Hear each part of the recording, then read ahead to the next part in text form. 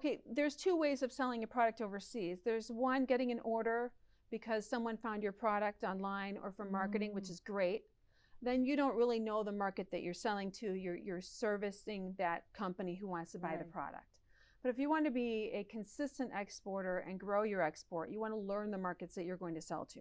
And part of learning those markets is understanding the transportation, right? Understanding logistics. Now, some companies will have a philosophy that they're going to sell the product and they're going to let the buyer overseas pick up at their door, right? Which is what we call an FCA term or an ex-works term. In that case, that's okay, it works. However, you're not really getting to know the economy that you're shipping to. You're not really getting to know the service available.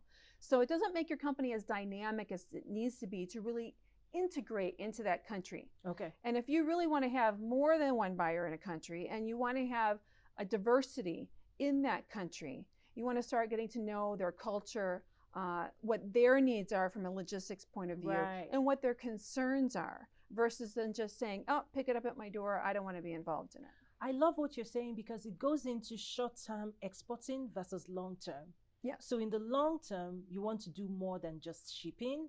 You want to go deeper and finding newer buyers, right? So that you can increase the volume going into that country. But what I've seen is that in the short term, people just want to sell. Right. Well, of course, everybody wants to sell their product, but I think, it's great to sell. But if you want to have an export strategy, now that's something that the ILDEC can offer is amongst our volunteers, there's an individual who might have a process in creating a strategy. You can also get support from the state of Illinois and from the U.S. Export Assistance Center.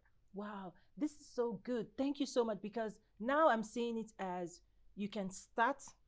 We want to encourage people to start, learn, grow, but also to start thinking long term, because if you have consistent shipment going to a country, you can easily ramp up volume by building more relationships there. Right.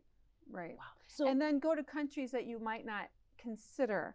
A lot of people will go to the country that they're most aligned to ethnically, right? Which is great because they understand that culture. But the laws of that country might not be approachable.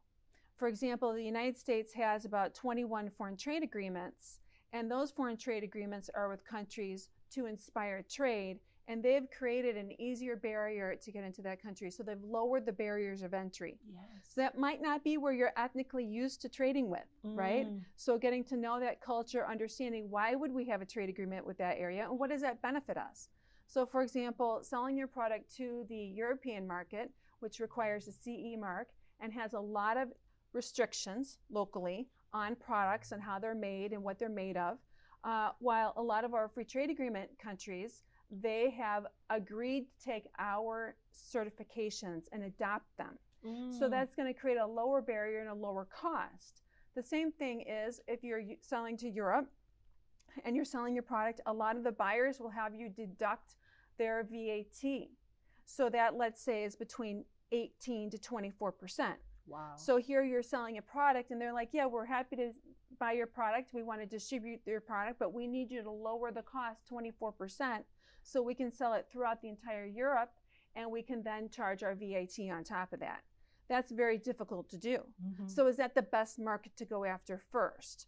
Or continue to expand when we have these other markets they're happy to work with us and happy to adopt our certifications and don't have these type of VAT restrictions? Wow, that's so much great information. So it's actually also looking at demand and supply, where the demand is more favorable, also given the free trade agreements, pricing, negotiate. That it feels like there's a lot to think about when it's time to export. But the good news I'm also hearing is that we have great people that can walk us through every step of the way and help you address those questions. Yeah, and then just recently I've been to quite a few events regarding, accessing the African market.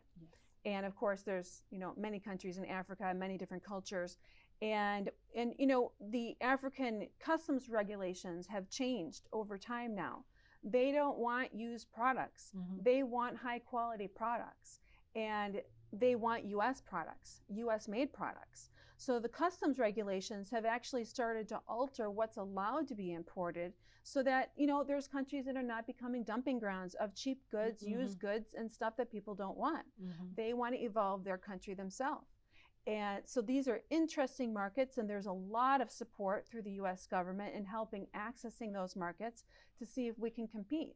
Absolutely, absolutely. And yes, talking about Africa, what I say is listen to the demand signals. So to your point, there's a growing middle class and even the business community that are consuming industrial equipment, industrial products, agricultural products, mechanized, right? Anything to support economic development of different sectors and different industries. I've also seen that there's now increased demand for higher quality US made products. Right. So thank you for bringing that up. That's definitely something we're watching closely.